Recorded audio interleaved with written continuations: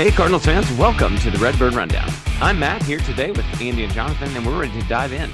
You can email the pod at redbirdrundown@gmail.com. Follow us on Twitter at redbirdrundown2, on Blue Sky at Redbird Rundown, and find us on Facebook at Redbird Rundown Podcast. Please also take just a moment to follow, rate, and review the pod on Spotify or Apple Podcasts. We appreciate the strong support so far and would like to grow the show even more so that more Cards fans can join in the conversation. And that's definitely the best way to help us out.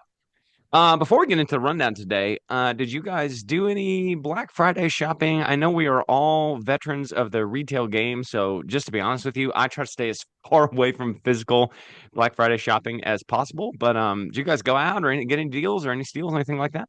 No, I don't go out anymore like you. I do everything from my computer, and Yep. Yeah. I just go from. Somebody asked me like, "Are you out right now?" Because I was asking them about a gift, and I was like, "Yeah, hold on, let me go to a different store. It's three tabs over. Sorry, real quick."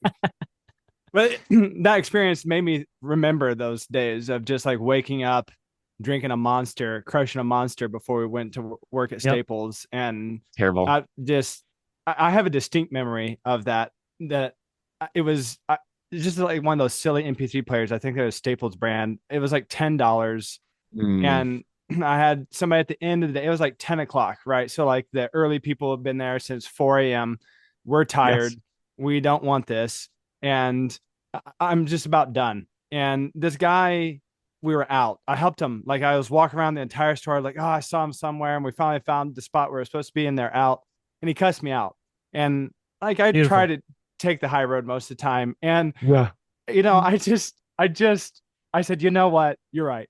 Let me go in the back with my foundry of Chinese kids and Oh, literally no. craft one of these MP3 players for you. I'm Oh, yeah. sorry. He didn't say anything. He just walked away, cussed me out. That was it. Wait. So did you make him it? You made it with your gaggle of children. The children slave Yeah. labor in the back of Staples. Yes. Yeah. Well, yeah. I was working Melted at the down the melt. champagne. I was working at the champagne store, and we had a system where they gave people tickets outside that were waiting in the morning. Also, the guy waiting down the street at Best Buy, because it was right next to each other, got arrested for lighting a fire on the sidewalk, like he was on a camping trip. He got and they Yeah, he got a arrested him. citation. I mean, well, a citation. I don't know if he got Okay. arrested. Like the cops showed up. But anyway, we had the system where we gave people tickets, and then all the stuff was in one spot on tables in the back. And it was me Yeah. and the sales manager was like 6 months pregnant. And they let the employees let the people in, and somebody thought it'd be funny to tell people that there's hardly anything left. They need to run. And these are the first. No. So we're at the back of aisle one, and I Oh, just yeah. see this herd like it's in some kind of horrible zombie movie just coming at me. They crush against the tables. One of the table legs breaks, so the table is like at a slanted angle, and like all the crap slides into the floor. This woman is Oh, 6 months pregnant gosh. next to me. I saw a GPS like flip through the air as people were literally GPSs. digging on the ground, and I'm just like, what is America right now? Really? Yeah. Deals. Value. That's what it is. Yeah. Cussing people yeah. out. That's America. I'd say literally the only thing I could remember. I think I worked like 3 or 4 Black Fridays, and you have to get there at like 4 a.m. It's bad. 4. It's like probably 4. We opened at either 5 or 6. Anyway, Yeah. I got there at 4, and there was already a line that you're alluding to. And there's this guy that's in the front. And as I walked in, he said, I can't wait for these deals. I've been here since 3 a.m. And I'm like, I'm so happy you're fired up, because I am also fired up to be here. Right. Can't wait. Yeah. So we open, and this guy is in the store for 15 seconds. He walks up and buys a single 16 gig flash drive for $5.99 and walks out. This man waited outside the store at like 3:30, 4 a.m. to get a single flash drive. Like, I mean, come on. It's not like, about the come flash on. drive. It's what you have to put on the flash drive. That's the important part. Like, Yeah, that's wow. true. Yeah, there's too many of those. Yeah. You're just completely jazzed up on Black Friday. You just like it's all amped. Like you remember the fort that we used to make back in the day, Matt, and the Like furniture with the pad? pallets of stuff? Yeah. No, we like No. rearranged the desks and like make a Oh, fort. yes. I forgot about this. Yeah. Yeah. Yeah, That's and what it's those- like. It's really Yeah. like a fortress mentality Yeah. against the customers. You have to Yeah. survive. Yes. That's what makes it. Yeah. It's so crazy too, because if you think about it, like we're talking, some of these discounts are pretty significant. But Sure, this they guy, are. like my example, we're talking like $10. Like, buddy, what are we doing? No. Yeah. No, I had a guy walk in at 8:30 on one of the Black Fridays I worked looking for a specific type of pin he wanted. Oh Just man. doing normal shopping. And I was Pinwall, like, dude. dude, Say a no, pinwall. The bane we of got my existence. $39.99 GPSs. You can't I be looking hated for the a pin pins. right now. I just forgot about the pins until right now. I Oh, hate the buddy, aisle pins. 4. I hate the Yep. pins. Oh man. Oh my Yep. gosh. Yep. Wow. I was there's a Staples where I am, and I walked in there, and there was a lady looking at the laptop table, and it's like it just clicked in my head that I should walk over there and start asking her questions. And my wife was like, "You don't have to do that anymore." And I felt like I don't even know what like a superhero on the sidelines. Like I knew I could do it. Put me in, coach. But me, and I'm ready. I'm ready. Oh shoot! All right. Well, with all that talk of Black Friday, I thought in our first segment here, it would be interesting to talk about something that we harken back to in warmer weather with the colder weather in full spring. Full Snow spring. on the ground Look at here, me, boys. full spring. Full spring with the Full winter weather. spring Wow. with the winter weather. Wow. Yeah. You're making me fall for it. Yeah, I know. Well, oh, good Lord. Anyway, so I thought it'd be nice if we imagine spending some time at the ballpark where it's nice and warm, right? Yes. With good ambient temperatures and the smells and the sticky beer on the ground, right? Everything that you do when you go there, it's what you get.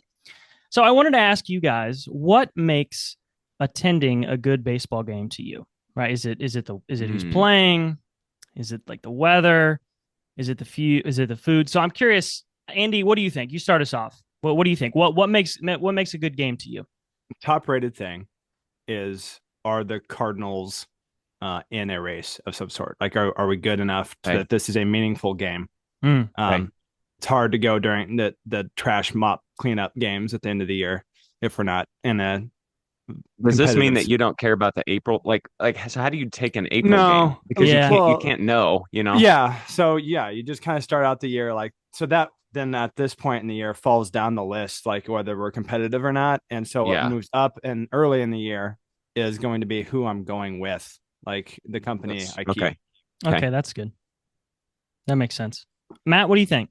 Well, I've got several different thoughts. I mean, I was thinking about several different aspects of the game. I also agree that who you're going with makes a huge difference as far as that is concerned. But, you know, sometimes there's like these situations you get yourself into, and maybe you guys can speak to this too. You'll get yourself into where you're going with a group of people and they want to talk. Like they're there for a social thing. Yeah. And I like these people. I enjoy it. I am a person who I like to talk in the car. I don't want to listen to music in the car. I want to have a conversation. But when I go to the game, like if it's the Cardinals, like I'm actually trying to watch the game.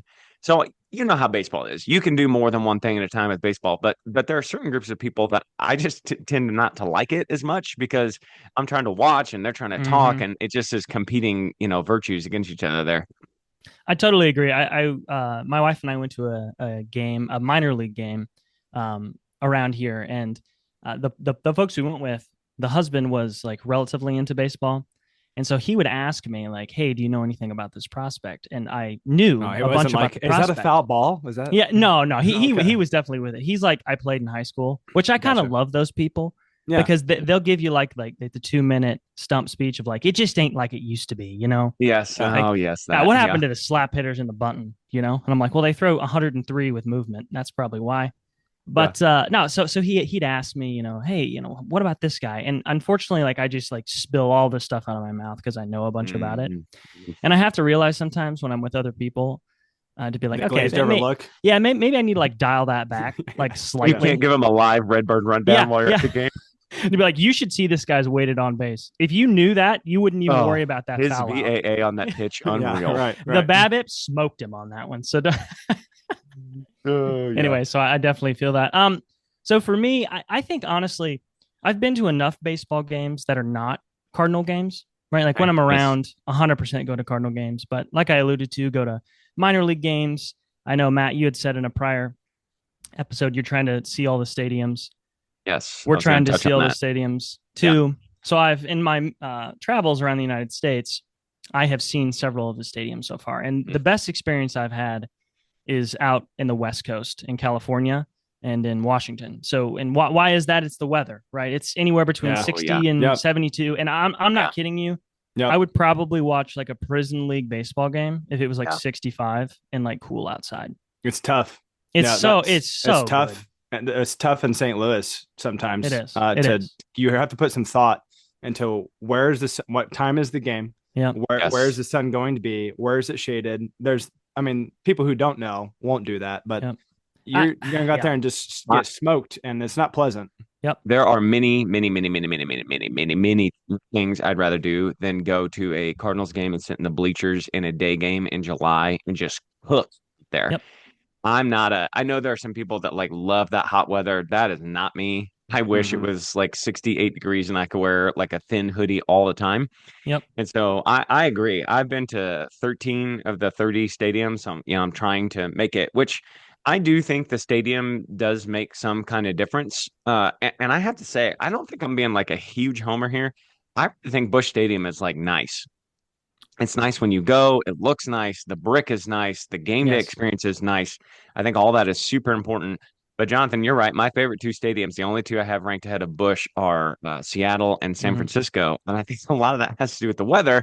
I mean, they are both on the water. Like the view is good, but St. Louis has a great view too. But man, it's just the weather out west, and the times that we went was just unreal. Yeah. I mean, go ahead, Andy. Go ahead. No, definitely. Like San Diego, I went to theirs. It was actually the day that I went was the day that Tony Gwynn. Is that right? He might be right. Tony Gwynn was a Padre. Yes. Yeah. He was the Padre. He died. Yeah. So it's him. Oh, that was a hot minute ago. Sorry. And for sure. Wow, so you had like memorial flowers outside the stadium, and Yep. I thought you were going to say you went to a game and he was there and was like, no, Bobby, how old are you? What? No, when did you do this? No, he died. Died. Yeah. That's not funny. That's not. No. So, but yes, that whole trip. I was like, I got off the airplane and I was like, why did my ancestors stop where we stopped? Why did we not come all the way over here? Like, what was the draw of like, it's the Four Seasons. Like, who cares? Weather. It's like 70 degrees all the time. I know. And it really is. And Matt, you'll eventually get out to like Southern California. And Andy, if you ever find yourself like Los Angeles, that area, the Dodgers Stadium, like it is so unspectacular. Like it really is. It's just a stadium. It's a field, right? Like you said, San Francisco, that one's like beautiful, It is. But what's crazy is you go to Dodger Stadium, you're like, this is the greatest thing in the world because it feels like fall and it's July. It's it's seriously, it is unbelievable the difference that you feel. Because Matt, I was remembering whenever we were over in St. Louis when Mom had her surgery, and we went to two games. Oh yes, okay. I remember the night game was fantastic. Like we were on the third baseline. We were trying to do anything like we could. Sitting in foul territory right there. Yeah. Yes. Then the next day was a day game, and we were there when she had her surgery, so we're not like terrible people, right? We were there. Yes. No, we were there. We were there. So anyway, it's in the afternoon. It was a Sunday game, and I specifically remember just melting. In the bleachers out in right center or whatever. Like it's those days where you can like your leg hair like intertwines with the guy next to you. And it's like, it's just, everything's just sweaty. It's honestly, like, I love the Cardinals, but there's not a shot I'm going to a game when it's hot like that. I'm just not doing it. So when I see on the telecast, they'll be like, oh, attendance is down. It's like, okay, there might be some reasons for that, but did you look? It's like a heat index of 108 and there's not a cloud in the sky. Who the heck wants to do that? Well, I'm glad you said the guy's leg hair next to you, both for the just absolutely dusky. He probably caused like 7 or 8 accidents on the road as people are listening to this with how disgusting that was. But also, I think it's key, like, because inevitably, however big the group you are going to the game with, you're going to end up next to some people that you don't know. I think that's a pretty key part of this. Again, these are just all of this stuff is like, why we like baseball? We like it for the entertainment product. So we prefer the weather. We prefer, they're all preferences, but I prefer not to be sitting right up on somebody. And so I definitely do the thing where, if our seats are right next to somebody and there's like 2 rows above us with absolutely nobody in them, I'll go 2 rows up to get some space from people. So we were at a game in Cincinnati this year, and this guy, he was there by himself, and he's just one of those people you could tell when you sat down. I'm like, this is going to be an adventure. And he started talking, and I want to be a nice person, and so I talk back, and he's talking NBA, and I like the NBA, but then the boundaries just kind of came down, and so he just tried to have this running conversation with me the entire game, and at some point I'm just like, I don't want to do this either. Yep. Like I need I need some space. I'm in a bubble. I do want to be nice to people. I think it's fun to meet new people. But at some point, I didn't pay for this ticket to watch this game with you the whole time. Yeah. Yep. So, I completely agree with that. That's when you get up and you walk around it and try to find the fun things at a stadium, right? Yeah. If it's stupid hot or you got roped into something and, like You got to go throw find- your shoulder out and see if you can still get to 70 miles an hour on the. Oh, yeah, pitching. I 100% radar can. gun. Just If you're not tearing your labrum and in some kind of ligament in your elbow, you're not doing it right. we just said Yeah. we went to a Wonderworks and Ezra and I, he wanted to do it. I hit 73 still. Let's go. No Okay. way. 73. I did. Wow. Here's what I'll do. I'll go up there and I will throw it literally with everything I have, and it'll be like 49. You're like, no, this thing ain't calibrated. Let me see the gun. I did. Yeah, who knows if it was accurate or not? Yeah. Ezra threw it and it was 65. Yeah, I'm gonna pay the guy a $5. Be like, can you dial that up? Well, like a few? My kids are old enough, like I have an 8th grader and a 5th grader. So they like understand what's happening, and they don't just think that every single thing I do smells like a fart with roses because I'm doing it. And so if I go up there and throw like 60 miles an hour and try to look like I'm cool, they're just going to like call me on it. So I really have to juice that up. That's like critical. What do you think as far as like, does the food matter at a stadium to you guys, or what do you think about that? I was just about to ask that as a follow-up because this is important to me. I know that. Like I said, we're trying to go to all the stadiums. So there's just a plethora of food at these places. A bunch of different unique stuff. Really, no matter what stadium you go to. And we try to hit those, but no matter what I do, I try to have a hot dog at every stadium to see which one I think is the best. I think I've been to 10 or so stadiums, most of the West Coast, East Coast, some of the Midwest. Could you identify the ballparks based on hot dog at this point? Yeah. Like, I mean, if we served you hot dogs, like, that's a San Diego dog. Ooh, yeah, that one's pretty big, San Diego. You're the Steph Curry. No, did you see the episode real quick of Dude Perfect? They did that with him. He's a popcorn like fanatic. Oh, that's right. They literally gave him 5 different popcorns from the different stadium or arenas, and he correctly identified where it was from. Like, knew exactly where it was. That's honestly kind of psychotic. I mean, I love Steph, but that's insane. Steph level. I don't know. I like to try. I will say this: the best hot dog I've ever had at a stadium was at a AAA game in Louisville. I just got to say this: when I was there, I was dicing it up with this lady. She's an older lady, and she's like, "It's my first day at this job," and so I'm like, "Oh, here we go." She's got the flat top. She throws out the dog. She made a hot dog. That's what I said. Don't you realize it's a hot dog? All right. I didn't want to scare her because she's trying to she's committing to it. She's doing well. Yeah. So she puts it out there. I walk like 5 steps, take a bite. I turn around. I said, "Ma'am, I swear to you, this is the best hot dog I've ever had at a stadium." She's like, "You're lying." I'm like, "Just whatever you did, just keep on doing it. You're gonna have a long, fruitful career, love, baby." So Louisville Stadium. Hey, it's unbelievable, unbelievable. What about you guys? With food, Bob? What do you think? Just depends on the weather, with the kid. How hungry. I have smaller kids, so it just depends on that, how much whining I can endure before I break down and go get some sweets. It's like $90 for a hot dog. Right? Exactly. I got to take out like a mortgage again. Exactly. I just think of like the gas stations on the way that I pass, like how many, like how cheap this item is. At some point, you think about that, but I understand it's in the venue and they got you. So, I enjoy something cool on St. Louis summer days for sure. Ooh, yeah. Matt, what about you? I know you've been around. Yeah. So we don't, because of the cost issue, I hate to sound like a cheapskate. I'm not, but because of that cost issue, we usually don't buy food at the stadiums because we'd have to buy 4 of something. And then you're legitimately getting to like $60 or $65 for food. Easy. If I'm going to go spend that much money on food, I'll just go to a restaurant. Go get steaks. That's kind of my thinking as far as that goes. Oh, but we definitely do. I don't want to get trapped in the whining game. And so we definitely have a system. So like the 4th inning, all 3 of the people that I go with, my 2 daughters and my wife, none of them really like baseball that much.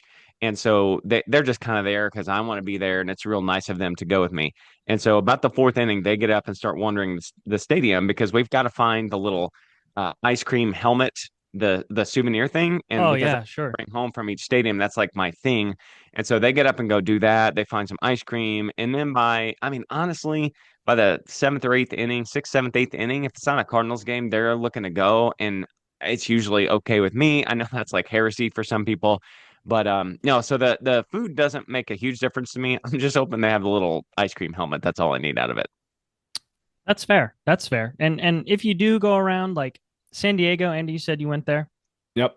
That's probably the best food I've had at a stadium, just variety wise. It's pretty vast what they have. But for major league stadiums, from a hot dog perspective, I guess I'm just I'm the dog connoisseur here. New York, the You are. Yankees. The Yankees had the Oh, best. that makes total sense. You know how It you was- doing? Yeah, it was a foot long thing, and I was like, I'm getting into this because I had a foot long one in San Diego, and I'm not kidding you. It was like the size of my forearm. It was a little terrifying. I mean, I ate it because I spent like $70 on it, so I had to.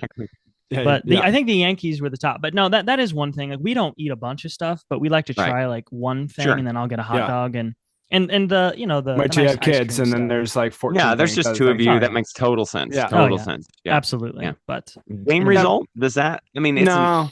it's nice to see a win. Here's what Sure. I'd rather see. I'd rather see a bunch of scoring than Yes. a win. Like if we Yes. lose, I don't know, 8-11, I don't feel Yep. great about that because I'm frustrated, but at least I saw some runs, you know. yeah, yeah. What about seats at the game though? So okay, so like Mm. action is obviously, I mean, it's critical, especially if you're going with people who are not super into it, right? Or like sorta like it's exciting to see stuff going. What about where you sit? Does that matter? Yes. We got gifted some tickets by a season ticket holder. And a group of 6 of us went, and we were down on the first base side behind the Cardinals dugout. And that experience is way different than up in the nosebleeds in terms of just how connected to the game you are. Just the proximity of you being that close to the field, it draws you in, and you feel a little disconnected when you're way up in the bleachers or up in the nosebleeds. It's tougher to enjoy the game up there. What do you I think, prefer behind the plate. Obviously, as close as you can get. Just depends on what you're willing to spend and the availability and that kind of stuff. But I prefer behind the plate to everything else. I just think that's the best place to view the game from.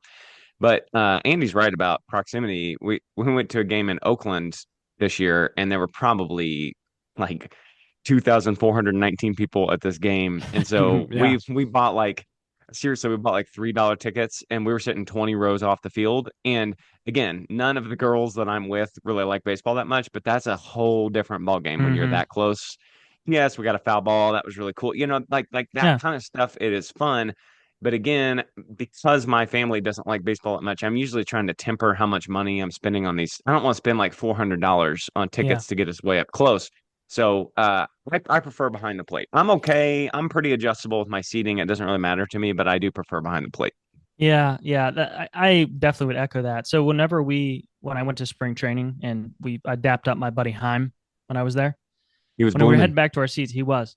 You know, like on the telecast, there's the green seats, and then there's Yes. like the like small up bowl behind it. You know, Yeah. like at the first tier. Well, in the spring training facility, it's like it's a minor league field, so the seats are all closer. We sat behind home plate, like towards the top of the first bowl. So I was probably like 65 feet away from home plate, closest I've ever been to a game. Okay. Yeah. And that was nuts because, it was like the starters playing it was like 6 innings because it was slow, like later on in the process. And I was sitting there thinking like, this is like nuts. Like I'm pretty close to these people, and the tickets weren't awful because it's spring training. I mean, you could hear the pitches, like you could hear the seams, you could hear the wind. It was nuts. I think that was the best experience because it was in Florida, but it was cool. It's in March. Yeah. So that was closer is better. But whenever I'm going to like a regular game, like we went to the Yankee Stadium, our tickets were next to a bunch of people. I wasn't going to do that.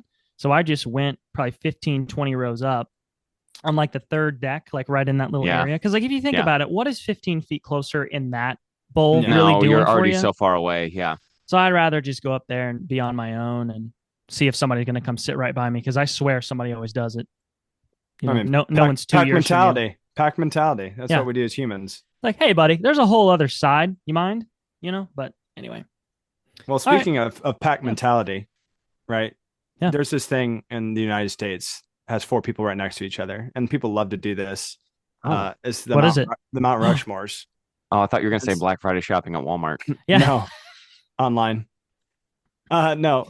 And so I thought it'd be fun to toss around everyone's Mount Rushmore. Let's do all time. We've actually, I think, got Ooh. 2 different Mount Rushmores. We're Yes. gonna do all time. Doesn't matter if they played a season with the Cardinals or not. Okay. And then we have a Cardinals only. Like they played their entire career as a Cardinal. And All we right. have a Mount Rushmore there. So Matt, let's start off with you. We're gonna do all timers here. Who do you have? Who's number 1 in your Mount Rushmore? Oh boy, number one. I mean, I have 4 Or names a written down person. here. Yeah, a person up there. No, I think this is a good challenge. Who would I put first on Mount Rushmore? I have 5 names from Mount Rushmore, and I realize we can only have 4. But I Yep. think there's a 5th guy we probably need to talk about. I guess. I mean, for first person up there, I guess you're between Musial and Pujols. And Mhm. I guess although I have no personal connection to Stan the Man, I think he's got to go in there first because he's a Cardinals lifer. Like he is the St. Louis Cardinals. I just Yes. never got to see him in person, but I guess it's got to be Stan. I mean, I Yeah. wrote down some stats, but I don't just It doesn't matter. unimpeachable He's 8 million incredible. All-Star games. Just Yeah. yes. Fun fact about Stan the Man. His Okay. first sport. Jonathan, what do you think Stan the Man's first sport was? Oh, Pickleball. Gymnastics. He was Wow. a gymnast. Oh. okay. Wow. I could see that coming in handy. I mean, that's Yeah. some athletic movements, and yeah, that's interesting. I- Okay. Isn't it like these guys, like you're talking about, Stan the Man? These people back who played in like the 30s, 40s, 50s, 60s. I feel like they were just like all of them were Captain America because every one of them was like, yeah, I just won the World Series and won the MVP, and I'm gonna go serve in the war. Then I'm gonna come back and do it all Yeah. again. It's like, Yep. Yep. That'd this have been a guy's crazy over here. time to be a fan. yeah, it's Yeah. like, what in the world? Anyway, Yeah, because he played he was in 24 All-Star games, I think, Matt, like his Yeah, actual that's- number. Yep. And he only missed a season, and it's the 1945 season where he had to go serve. And just crazy. Crazy if you're a baseball fan and knew who he was, and then he shows up and he was like, oh my gosh. yeah, you're like in the trenches. It's not as serious. You're like, Stan, he's Stan, in your barracks. you stay here. Let Yeah. me do this, okay? Yes, exactly. For Yeah. you. Just remember me with some tickets. That's who's my number 1 too, Andy. Yeah, Is same. Stan the Okay. Man. I just he has to be. I don't know where I read this, and I can't remember if it's Roger Maris, DiMaggio. One of the great Yankees had a nice quote about him saying basically like, if I wanted to be the best baseball player, he'd want to be Joe DiMaggio. If I wanted to be the best person, I'd be Stan the Man. And that's something I thought was interesting about this is you don't really hear that in modern sports, Yeah. Yeah. just like the kind of person that they are. I think he won the Presidential Medal of Freedom too in his He did. lifetime. Obama gave it to him. Yep. Yeah, so it's like he seemed like he's like a super good guy. So I think that helps as well. But So I think, before we get to put a pin in this for my walk-off wisdom at the end. Just Oh, wait. okay, all right. shoot. Boy. Before we get to poo poo, because Alberto is definitely going to be on this all time list. Let's go because you guys were talking about how nice Stan the Man was. Let's Yeah. flip that on and I have him at number 2, and Okay. not a nice person, known to be Oh, I know. Oh yeah. Rogers Hornsby. Oh, Okay, that's who I have as number 2. okay. Okay, he was Wait. Hold on. No, you have go ahead. Stan as 1 and Hornsby Stan's as 2? Okay. Okay. I have all right. Hornsby as 2. Okay. Second baseman. Again, I think I wish there's a couple of things that I wish I could go back and watch, and just that, like we just said, like that in between World War One to World War II baseball, like they were seriously like the Cardinals were known as like they had nicknames for the whole team. Gas and House Gang and that Stinky Gas was House starting. Gang- and yeah, like Oh yeah. I'm all Legless about Jim that. was the left fielder. But Hornsby is noted like throughout multiple sources of being very difficult to get along with, standoffish, not liked by his fellow players. And he was also known as just being very frank and outspoken, told it like it was, didn't care. So I feel like that'd probably be quite the opposite of Stan the Man. Cooled off, Raj. Jeez. Rogers. Also, Sorry. Rogers. Rogers, Yeah. sorry, plural. What were his parents doing? I Rogers. know. Yeah. But stats again, he also played for a couple other teams other than just the Cardinals, but won several World Series championships with the Cardinals. So Jonathan, who do I you have him. I do not have okay. him on. He Oh, was all my right. Hornsby was my like alternate 5th guy 5? that I think we needed to Okay. talk about. That was mine too. He was my alternate as well. Yeah. Okay, Jonathan, give us one. So let's just talk about Mr. Berto. We have to talk Okay. about Pujols. Yep. Listen, La like Machina, the machine, boy. I didn't want to play baseball. He Yeah. he nailed I that put a every good swing time. on the ball. Yeah. Yeah, he is. What a man. And I love like him. when you think about the Cardinals, that's how I viewed this all-time list. Is when I think of the Cardinals, who do I think Okay. of? Okay. And Pujols, I mean, people regard him as the greatest right-handed hitter of all time. I'm trying to think who would be better than him. Obviously, I've got the red tinted glasses on. Yeah. I mean, I guess you could. Yeah, but you're talking about Bonds and Babe Ruth. Yeah, Those are but both that's lefties. Yeah. yeah, that's what I'm No, I saying. think Like it's when it him. comes to I think he righty, is, period, the greatest right-handed hitter in the history of baseball. Yes. was Aaron right-handed though? Hank Aaron. He was. He was. That's the only like Yeah. maybe. Yeah. But no, I mean, I think the thing is that is just crazy about him is the way he walked it off, literally. Like the way we signed him as kind of like a, bring people to the ballpark. It's his last year.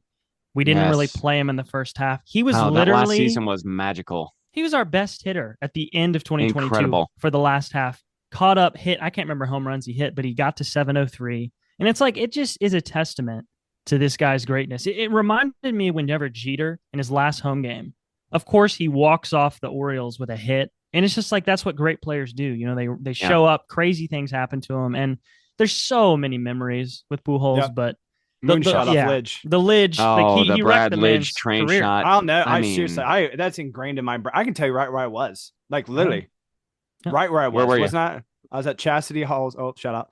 I was at her house. Big fan, known fan. And yeah, right in the living room, right there in Waltonville. Wow. Yeah. Well, he did watching Poo-Poo go deep. Yeah. Every time. And you know what? Matt and I have a all caps Beltran joke internal because when we text each other, Beltran always did something for us. Pujols was he created his whole career was that. Yeah, it was like he comes up and it's like, okay, well, something's happening. Yeah. Here's the thing that makes me the saddest with Albert. I mean, to me, he is number 2, no question, like 1,000%. But what makes me sad about Albert is I am 38 years old and I have already seen the greatest Cardinal that I'm ever going to see in person. There's just no way. There is just no way that somebody's going to put up the offensive numbers that Pujols did for the rest of however long I'm alive. Yeah. And that's both incredible and it's like something. Our dad passed away in 2004, so we got like the beginning of Pujols' career with Dad and had all these like poo-poo jokes, and it was just wonderful. But also, like, that's it. That is the peak Cardinal player I'm ever going to see, and that does kind of make me sad, to be honest. That's some peak Miles Michaelis slander right there. You want a fun Miles Michaelis? Yeah, saying you're not gonna. He's your greatest in person, right? Michaelis, come on. What about him? What about these other guys? No, I'm just. Go eat a lizard, Mike. Like, bye. Go ahead, Andy. All right, so before every home game, okay, Pajita would eat braised chicken. It's a dish called home run chicken that his wife made, and you can actually make it. It's on the Food Network's website. Wow, maybe this is what I need to do. This is what I should have for breakfast every morning before I go home run chicken. Yeah, wow. It just really hit the teaching equivalent of a moonshot off Brad Lidge. Isn't it also kind of satisfying that in the age of like players going for the highest dollar, like wanting to be traded, maybe that's more relevant in other sports, but like we got the best years of Pujols. We did. And the Angels got, they were just on the hook for this huge contract and he never was as good. Yeah. Yeah. So it's like, that makes me feel good that we didn't. If you want to talk about like the last 25 years of Cardinals history, I think the fact that Albert Pujols was Albert Pujols propped up the Cardinals' way for most of them. Yeah. If we just never have Pujols and he's never on the team, I just don't know that we have the same cachet. I mean, I think it literally all comes back to Albert. I really do. I realize we had other good players too, but you know what I'm saying? Like, it's just Albert. Quick question. Is he off? Is he not the definitive number 2 if he signs with us and he's terrible for 10 years? I think he might be number 1 if he never left. Because you think it's the adverse. You think it's like, hey, he's a lifer. You got to put him up here, even if he was whatever. Yes, I agree. Okay. All right. I have a memory with Dad that there was a team who I will not say names, but it was just like the rival every single year when I played ball growing up. Like every year they were good. Every year our team was good. And I have a distinct memory of being compared to this man only because I totally ghosted the coach when he tried to say hi, the opposing coach when he tried to say hi to me. I just totally ghosted. And it was Bob Gibson. My dad was like, he's just pulling this Bob Gibson, just all business. So that's who I have on my Mount Rushmore is Bob Gibson. I agree. Number 3, greatest Cardinal pitcher in the history of the franchise. No question. Briefly played for the Harlem Globetrotters, by the way. I just saw that today. Yep. Couldn't believe that. Just saw that today. Yeah. Multifaceted. People. So here's the thing. If you're just like a casual fan or if you're a hardcore fan, you will hear people talk about, man, an awesome pitcher. What about Bob Gibson's 1968 season? Like you'll still hear people talk about. Yes. Like change baseball. Yeah. They'll reference that and be like, yeah, look at that season. Because it was nuts what he did. All right. So you guys had someone else. Did you guys have Bob on your guys's? Yeah, he's number 3 for me. Okay, I didn't really rank them when I wrote it down on a piece of paper, Sure. but since you kind of framed it that way, yeah, he would be 3rd up there for me. Okay. And then I had Hornsby, which you guys did not. So who do you guys have? Matt, you go first. Who you got? I was just going to say 3, 2, 1, and we both say Ozzy. Let's do it. Yeah, it was Ozzy. Yep. Yeah. Yep. I think it's Ozzy, and I hope this is not recency bias because Hornsby's statistics are like unimpeachably great. Yep. But I just think there's that like flair, the defense. We won, and again, this is within my lifetime. I saw Ozzy, like all those things just kind of mixed together, and he's Hall of Fame and regarded as the greatest defensive shortstop in the history of Major League. So I had Ozzy on there. I wouldn't like throw a fit if you put Hornsby up there, but I just think it's Ozzy over Hornsby. That's what I did, Andy. And it wasn't because of the stats, like you said. I kind of viewed this as if you are going, because Mount Rushmore is like, most influential presidents, isn't it? But Teddy Roosevelt's on there. And I always thought he was like, he kind of unlocked big stick, baby, big stick. So when I think of like, if you're driving to the Cardinals Mount Rushmore, who are 4 players you're going to see? And you're like, okay. Good way. That's a good way to think about it. So Ozzy, that's where I'm like, Ozzy, man's doing backflips and everything he did. Plus, I was thinking we could get him up on Mount Rushmore in mid backflip, maybe. Oh, that would be sick. But he's like still, he's helping win. He's around. He hosts like a YouTube show for the Cardinals. Like he's just kind of like still with it, and that's exciting. No slander against Hornsby, but I think I'd put Ozzy on there. All right, and we'll be right back after this with our all Cardinals Mount Rushmore. All right, and welcome back. Now let's move on to the Cardinals only Mount Rushmore. I have a caveat on my list that I'd like to keep to the end. So, Matt, let's just hear all of it. Let's just make it different. Hit me with all 4 of your Cardinals Mount Rushmore.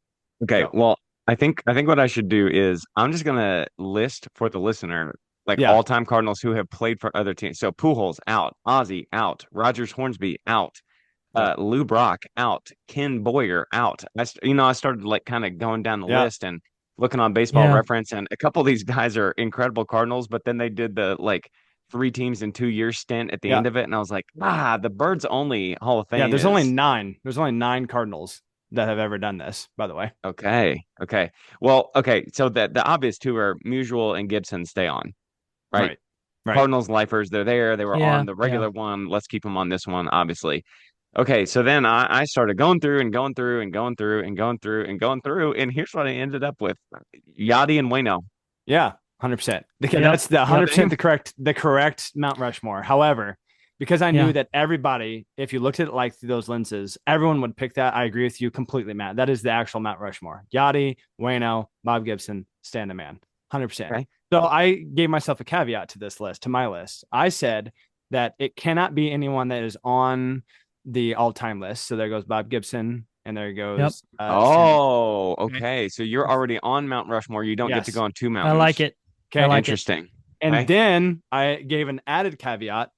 After I dove into Rogers Hornsby and the gas house gang, I was really into this, right? So then I gave myself the caveat of their debut had to be prior to World War II. Okay, so this is pre-1945 players. Man. Yeah. Hey, wait, do you have the list of the 9 people you said have only been Cardinals? I did earlier. It's those 4 plus my 4, and I can't remember the 9th guy's name. Okay. So all right. Maybe Jonathan has it on his list. Let's just hope and pray that we shout out to the 9th guy, because I have 4 unique. All right. So my first one, and I just want to give you just quick highlights of their career. Jonathan, should you say something about Yachty and Waino first? Like, you also had that? Did you have them? So I'm a little scared here because I did not have Waino, and it's no offense to him. No offense. Man. I agree with you, but I also had Ken Boyer, and he didn't play for the Cardinals his whole life, so that's why I'm scared. But I don't Ken disagree Boyer with was on anything. your only Cardinals list, and he did the like He 3 was. teams in the last 2 years. Yeah. He was. So I'm a little terrified of the rest of them. So count mine as a very very small grain of sand. Go ahead. Okay. That's my input. Go ahead, Andy. Okay. All right. I do have one good one though. But go ahead. Okay.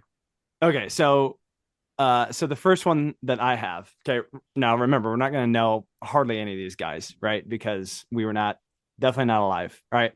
So the first one we've got is Terry Bluford Moore, full name there. Terry Moore. Oh. Okay. All right. So he came on and joined the Cardinals right after they won the 1934 World Series, was his first. So he was a rookie in 1935. So Great year. This is the first year, right? That right after this is the Gas House Gang. Okay. Just want to note he put up some solid numbers. Okay. Nothing like, oh, he's Stan the Man. But I would like to point out that he was elected captain of the 1942 through 1946. So he was around during Stan the Man. He played with like Dizzy Dean, Johnny Mize, all those. Okay. They elected him as their captain. So that's pretty cool about that guy. All right. That's just a little note. That's neat. That's neat. Okay. So you're essentially giving us the Gas House Gang Mount Rushmore right pretty now. much, kind of, because there's a couple that are not. But okay. All right. I'm sorry. It's all right, because the next one goes right into the Gas House Gang. It is Pepper. His name was Pepper Martin, baby. See, that's just beautiful. This I've heard of. This guy I've heard of. Okay. Yeah. This guy loved it. And here's why. He was known because of his crazy base running style, and he was so aggressive and daring. He was known as the wild horse of the Osage. Okay. Where are those nicknames? Where have they gone? I know. That it's is a the shame. coolest thing ever. I'm calling someone that this year. That is 100% going to be the same. It doesn't have to be the wild horse of the Osage, but I'm making something up that's as epic as that. Okay. So he's known as like one of the biggest, like roguish, like practical jokers, whatever you want to, of the Gas House Gang. Like he was the center of that culture. He was sitting in it. Wow. He's also been inducted into the 2017 Cardinals Hall of Fame, so he does have that. So that's just what just old wild horse, okay, out there with some wild legs, okay. So then let's move up to a Mount Vernon, Illinois native. Okay, his name was Ray Blades. He was born in Mount Vernon. He grew up in McLeansboro, Illinois. Okay, and was big 18. City. Yeah, 1896 was when he was born. Okay, he makes his debut for the Cardinals in 1922. Okay, and stopped playing in 1932. So just a shout out to this guy. He was only 5'7". Okay, he was like, just back in the day, the way they played baseball is so much different, right? Like, he was like an outfielder for a while. Then he was a player coach for the last. Oh yes, gotta love that. Yep. So then he coached in 1939, which is at the end of the Gas House Gang. So again, we got another guy who's associated with the Gas House Gang. Last guy is not part of the Gas House Gang. Wow. Gang. Okay, get to this guy. He's an alpha, a true alpha, because his name is Alpha Brazel. Okay. Right. He's a left-handed pitcher. Okay. We picked him up from the Red Sox while he was still in the amateur league, they call it at that point, not the minor league. Okay. So he plays 7.5 years in the minor league system with the Cardinals and becomes a rookie at the age of 29. Okay. And he twice led the National League in saves in 1952 and 1953. And there's my post-it note about this guy. Wow. Right. Wow. Like Steve Klein's dad. So Alpha Brazil, Ray Blades, Pepper Martin, and Terry Moore. Three of the four, which are all about the Gas House Gang. Wow. Isn't it kind of nuts? You could just pull all this information on people who were born like 100 years ago, 120 years ago. Just snap of the finger. Be transported back to the Gas House Gang. Wow. I got one addition for you here. Okay. So this has got to be number 9. This I fingers freaking crossed. Okay. Yeah.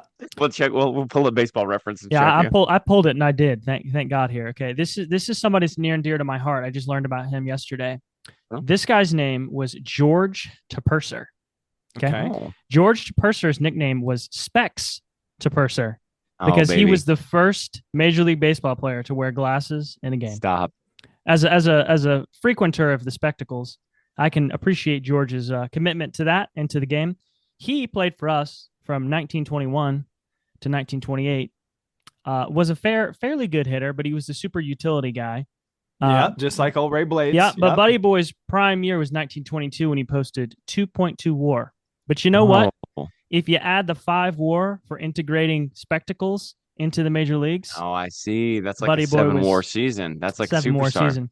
Wow. I just couldn't believe, like, of all the teams, of all the players, the Cardinals had the first guy wearing sunglasses. Because if you look back at this dude, he looks like an accountant. Oh, sorry. So sunglasses, not glasses. Oh, no. He meant glasses. Straight up Yeah. spectacles. I didn't mean to say Yeah. sunglasses. Yeah, like Oh, circle, like straight out of Harry Potter. Good old specs to purser. That's my addition for you. There we go. So I'm a history teacher, and I have listened to you guys do this for like 7 minutes, and I've enjoyed all of it.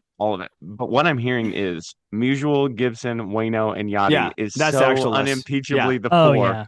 Yeah, You know 100%. what's surprising to me though is there's just so few choices, and it just Yeah. I guess it just speaks to like even like when you think of the early parts of baseball, like the 50s, 60s, you know, you think of like Kurt Flood kind of helping to introduce free agency. Guys change teams anyway, and I guess just way more than we thought was possible. So shouts to Stan, Bob, Adam, and Yachty for not moving ever. Yeah, It is a testament to their longevity with that stuff. That is really crazy. All right, I think that's it. Yeah. That's it. That's the man, the very small list of people who have played for us. It's even so. I mean, we're lucky that we had that many. There are many teams that only had like 2 or 1. Oh, that's true. Lifers.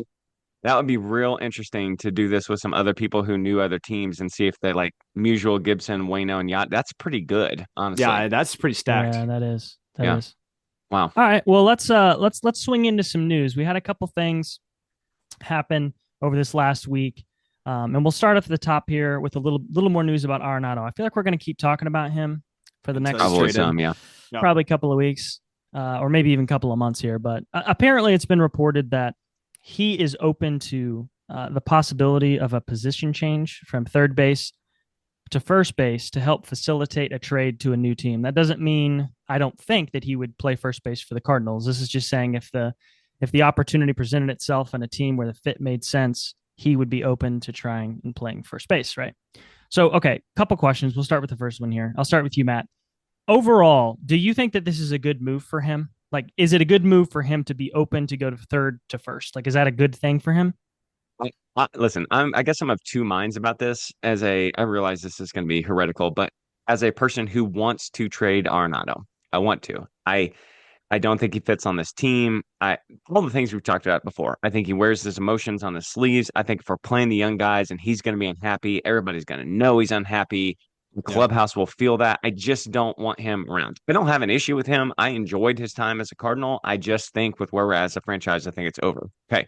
So on the one hand, am I appreciative that he's being flexible about going to a different team and playing a new position? Yes, I am very appreciative of that. On the other hand, Nolan, buddy, your best attribute is your third base defense right now. And if you switch to first base, that takes away your best attribute. And the fact that your bat took such a bad regression last year, you have no business being a first baseman offensively for another team.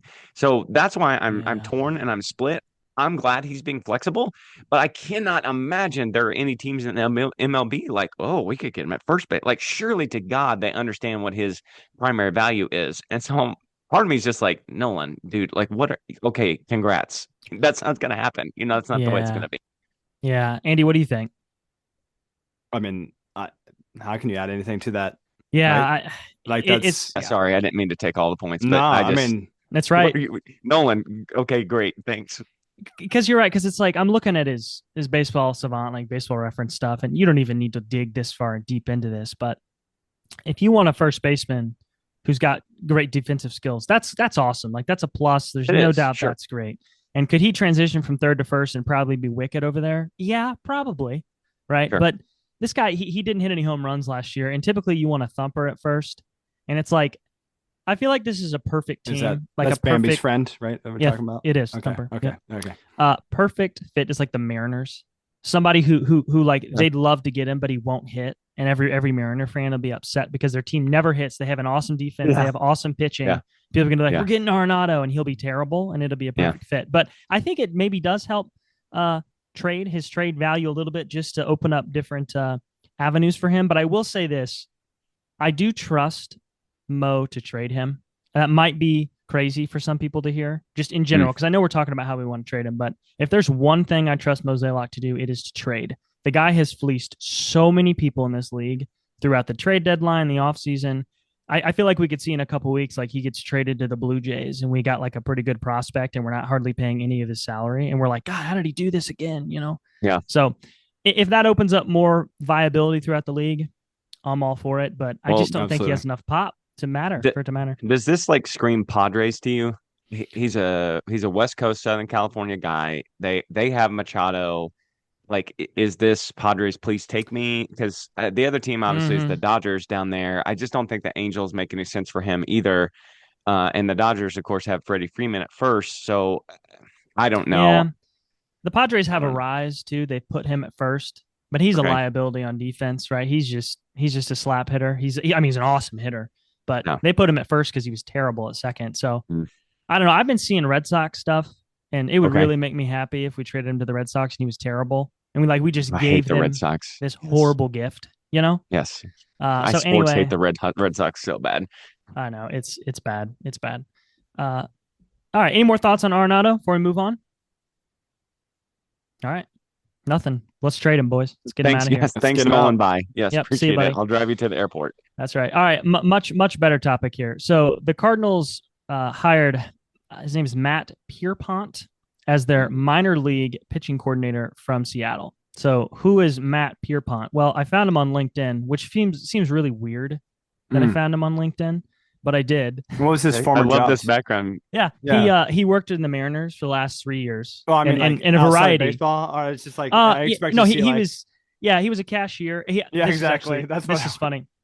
He worked at a sports store in 2005, and I thought, you know what? I appreciate somebody still putting that on their resume, like all the way down. He had that on LinkedIn. He did all the way back to 2005, and then he had like eight or 9 years as a minor league player. And then it was Seattle, like random pitching coordinator. Wow. Then he slowly moved up. Okay. So I was like, maybe I can add this guy like as a friend on LinkedIn. And when I go to places, I'll be like, who I have as a friend on LinkedIn?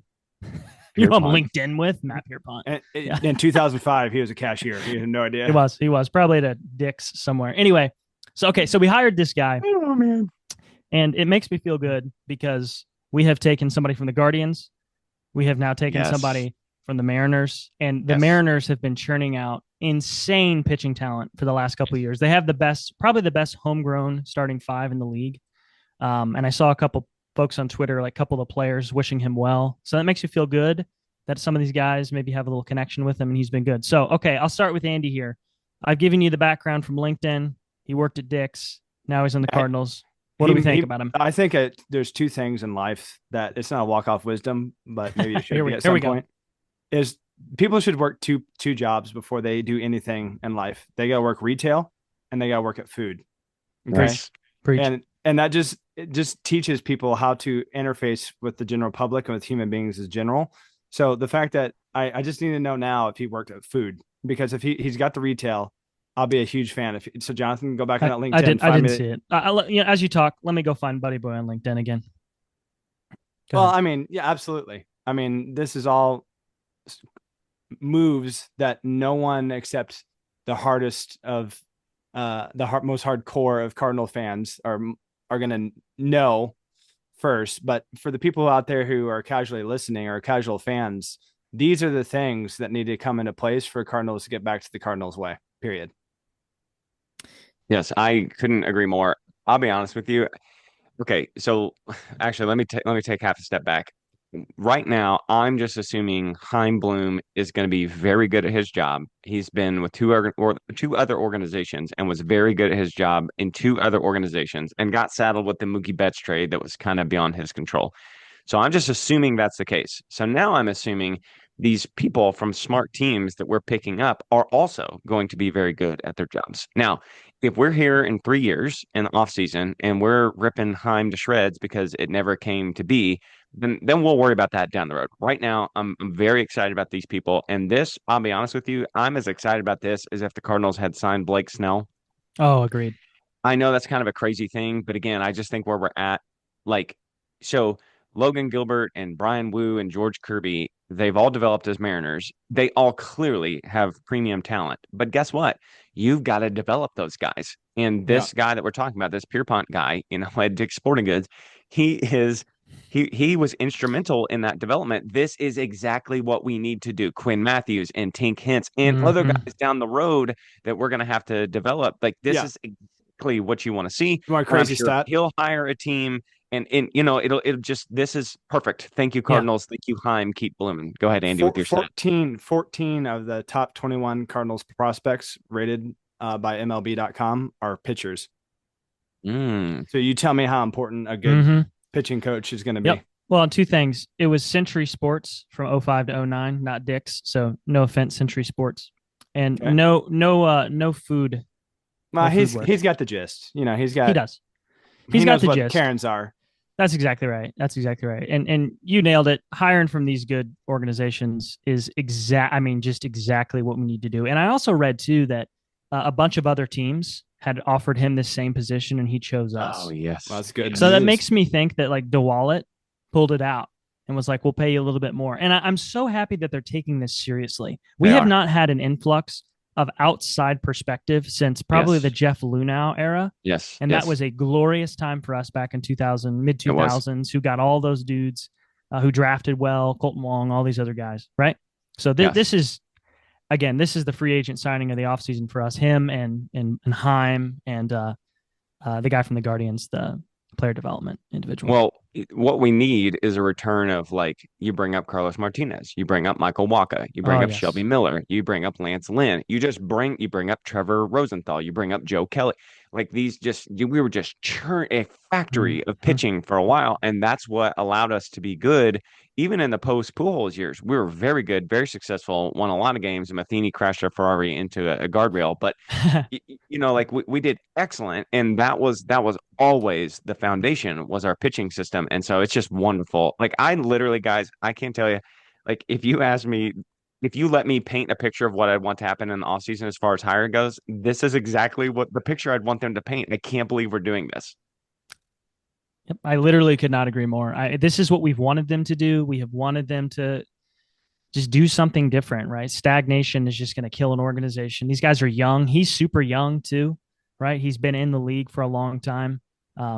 I just wonder how he's going to mesh with our buddy Dusty Blake. I mean, Dusty is I trust the guy a little bit. Like I do. So far, he hasn't done anything where I'm like, why do we have this guy being our pitching coach? It's like if you can get on the same page with a plan for these guys when they're really young, like the Zach Showalters, these guys that are in low A who have like really like raw talent. What can you do to get them up here so we can stop signing like the Lance Lynn's and the Kyle Gibsons, Andy, like we talked about, right? Like why are we signing these free agents? Let's do that. But anyway, all right, talking about another starting pitcher, not with us, just pitching in general.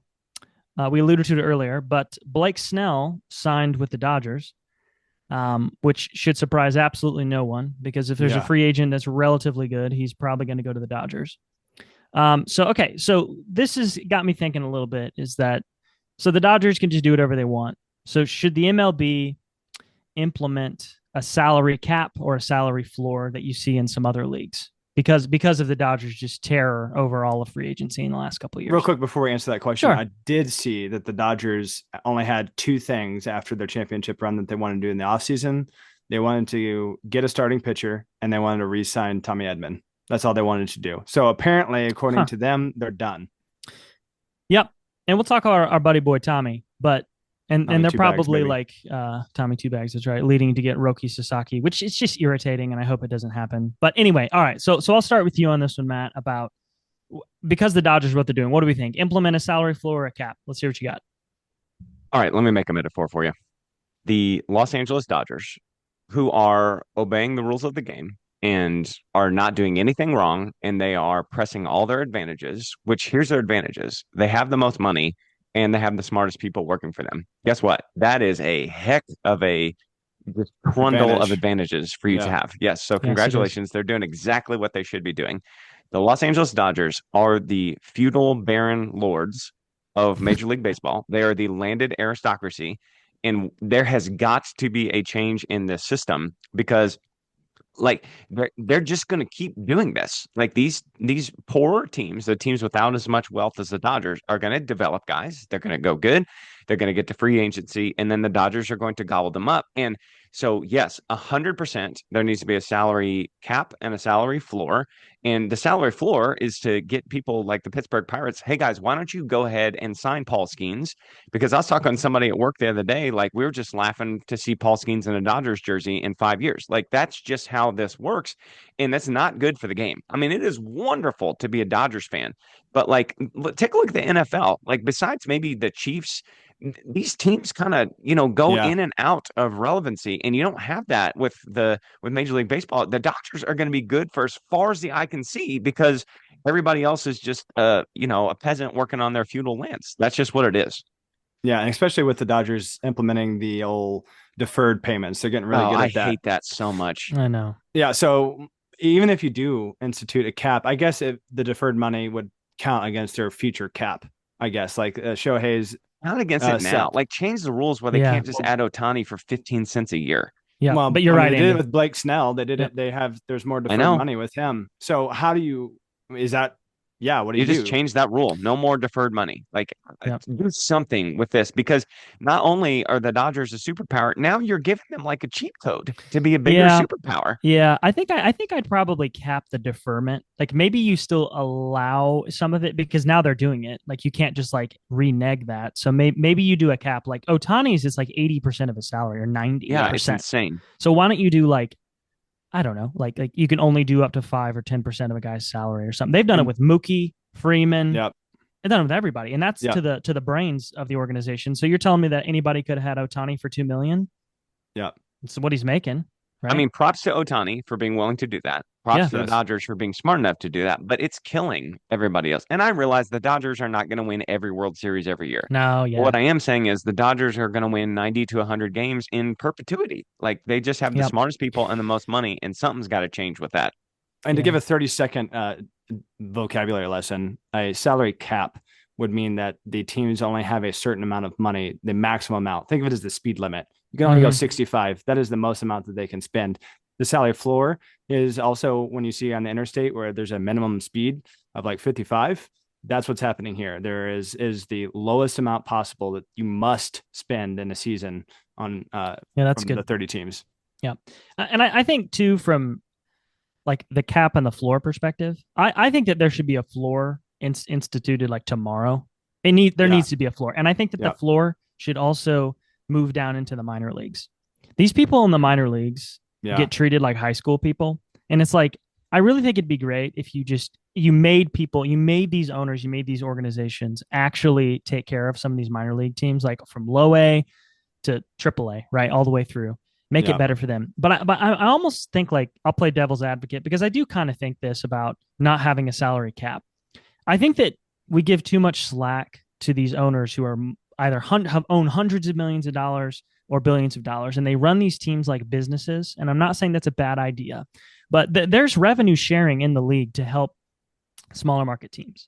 And what these smaller market teams like the Marlins or I'm trying to think the big offender. The Guardians. A's, right? Like the Pirates. What they do is they take this money, these ownership groups, and they'll just take it as profit. They won't reinvest it into the team. So I think you have a floor that you have to spend. But for a cap, forget that, man. You cry me a river with you having hundreds of millions of dollars or billions of dollars, and you're upset that you have to pay people, a certain amount of money. If the Dodgers want to go absolutely crazy and spend as much as they can because they have it, might as well let them. I just kind of can't stand the stigma of these rich owners, uber rich owners who we feel bad for because they spend so much money or whatever. I think that they should be required to spend money and reinvest that back into the team, not count that as a profit, because ultimately it's not like you don't run it like a business. It's a sports team. You want the fans to enjoy it. You need to reinvest into your team, sign schemes if you're a Pirates fan, that kind of stuff. So I don't know about the cap, like the NFL like the NBA does it. But I do. The NFL has a cap too. I mean, every other major sports league in America has one, and we are as capitalist as it gets. Let me say this about the cap and the floor. What I don't want to see, I don't want the pot of money going to the players to be smaller. Like I don't want the owners to walk away with more. I think as much of it should go to the players as is possible. And I realize that doing a salary cap, like it kind of endangers that in some ways. But I just think the competitiveness of the league is more important because like the NBA just put in some really strict new rules about their cap, and it's gonna take apart some of these super teams. And I just think that baseball is it's a super team league now. And Yeah, it is. you know, like, how are the Pittsburgh Pirates ever going to be good ever? I don't know how that's ever going to happen. And that's really sad. And it makes me think all Yeah. this stuff that the Cardinals are doing, this is great and I love this, but like, okay, it's just going to be the Dodgers every year. Is that an indictment on the owners being cheap? Like, is that what you think the problem is? Like, why would the Pirates not sign Skeens? Is it because the owner's cheap? I don't know. But here's my thinking is that's not going to change. We're going to have to make the behavior change, I think, in this case. That's what I think. So, like with the NBA, Andy, I was going to ask you this. Like the NBA, there's like these apron levels, Mhm. where if you go above it, you just get absolutely smacked down with tax, and you don't want to go over that. Right. So, like if you're Pittsburgh, right? Don't you want kind of some kind of incentive or push or law that makes you sign some of your best players? Because like look at the Marlins a couple of years ago. They had Yelich, Ozuna, Giancarlo Stanton, all these guys, and they just sold them away to the highest bidder because they knew they weren't going to pay them. That kind of crap's got to stop, because it inevitably is going to be the Dodgers every year. So if you, Andy, if you're waving the wand, you're the one who's doing it. What do you do to change this, to try to get these teams to sign their players and to not just let everybody inevitably go to LA? I think the NFL kind of does it the best. And the fact that they have like a communal pot, like the salary cap is kind of communistic in a way, almost like socialist. It's like, Careful now. Careful. well, I mean, that's what they're doing, you know, like the salary cap goes up based on the league's revenue. And they're kind of like throwing in, what I mean by the league's revenue is like it's all the teams' revenues together. That's kind of a shared pot. So the incentive, since we don't know the spreadsheet of the Pittsburgh Pirates and we can't make an informed decision because we don't have those numbers, it may, one could say that the Pittsburgh Pirates are not doing it is because they have massive red on their, on their sheets. And the way to overcome that would to be give them some shared revenue from a league standpoint, as in like, hey, the Yankees and Dodgers make this much money. Let's make the whole league have that shared pot. Yeah. I think, just to wrap this part up about the cap and the floor and the Dodgers, I don't think you stop the Dodgers and what they're doing right now, because they're smart in what they're doing. You need to change the rules to temper what happens and to make it easier for other teams and harder for teams like the Dodgers to do that. But before we move on out of this segment, I had to give our boy old Tommy Two Bags Edmond quick shout for just taking the 5-year $74 million bag. That's a holy overpay. Let me just say this for old Tommy. Oh. It Wow. is. It's an overpay. There's no way. I mean, he went nuclear in the NLCS. Yeah, he did. And he was awesome for them. And I love old Tommy. But if the Cardinals signed him to this, I'd be like, why? Yeah. Kind of. But they're the Dodgers and they can do whatever they want. So just wanted to appreciate you, Tommy, for everything you did. Well, enjoy really those bags, baby. Enjoy those bags. Right. Tommy, 2 bags with 2 bags of money. Agree. All right. Well, it's time for some walk-off wisdom. And so this last week, I went and saw them on 2 different days, but I did the double feature of Gladiator 2 and Wicked. Oh. And I got to say, Wicked is pretty incredible. And Gladiator 2, in my opinion, is kind of impressive. Kind of meh. Like there's some stuff I like about it. There's some performances in there, like Denzel. You were not entertained. Great. No, I liked it. I didn't love it. Not like the first one. Okay. But here's what I started thinking about. I started thinking specifically in Gladiator 2, there's all this like masculinity on display. And, it's a movie about men and the actions of men and all this stuff. And I just started thinking about, I'm literally in the movie theater thinking about this, like our present society and the kind of masculinity that gets prodded out of people today. And they kept repeating this phrase all through the movie. It's like a super Roman cliche kind of thing, but they kept saying like strength and honor, strength and honor, strength and honor. And I just got to thinking about like masculinity in 2024. And I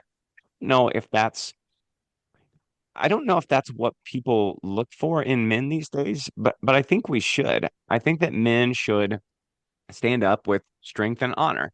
Love your family, be there for your family, protect your family, be there involved in your community, do the right thing because it's the right thing to do. like use this masculinity as a tool to help society and help nurture people and help grow people. And I think sometimes what we get now in 2024 heading into 2025 is just like a different type of masculinity that's about jokes and getting what you can out of life. And there's just like this misplaced masculinity of men who don't know where to go and don't know what to do and don't know how to succeed. So I just want to say to all the guys out there, like, it's okay to be a man and stand up and have strength and have honor, but to do that for your family, to do that for your community, to do that on the job, to stand up and be a good person. That doesn't mean that you're not a man. It just means that you're expressing your masculinity in the right way. And believe it or not, that whole kind of thought process is brought to you by Gladiator 2. Wow. And the toxic alphaness a little bit too is what touched it. Because I think that there's this movement of like this, oh, I'm an alpha, I'm not a beta.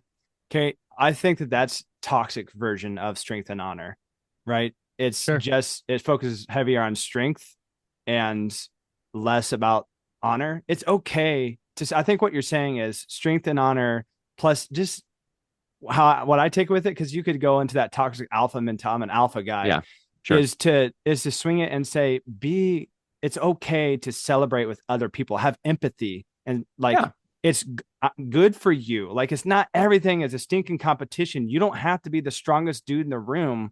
You don't have to lift the most. You don't have to, like, just if someone beats you at something, be happy for them. Or if you know, like, they get a raise and you don't at your job, like, can you just be happy for them? Like, it doesn't always have to be like, well, I got to be better. Like, just be grateful for them and to them. Like, hey, great job. I'm happy for you. Yeah. And strength and honor, just, it also doesn't mean all the time you have to cut people's heads off. Look, Tara Gar with Denzel watching. Right. Yeah. Okay. I was just making sure, but I agree. It was about brotherhood and, there are parts of it about brotherhood and unity and coming together and changing the world, and all those things are good. But like, guys, you're not a failure. There is a place to put, like, people need you and they need to depend on you, and there's strength and honor in that. And I think that's good. Amen. So thanks to Denzel and Gladiator 2 for bringing us that message today. Also, thanks to all the listeners out there for tuning in to the Redbird Rundown. We are your go-to spot for all things St. Louis Cardinals. Be sure to subscribe, rate, and review the show to help us grow the Redbird Rundown community. Follow us on Twitter at Redbird Rundown 2. Find us on Facebook at Redbird Rundown Podcast for all the latest news, behind-the-scenes content, and more. Until next time, keep your rally caps on, and of course, let's go Cards. Go Cardinals.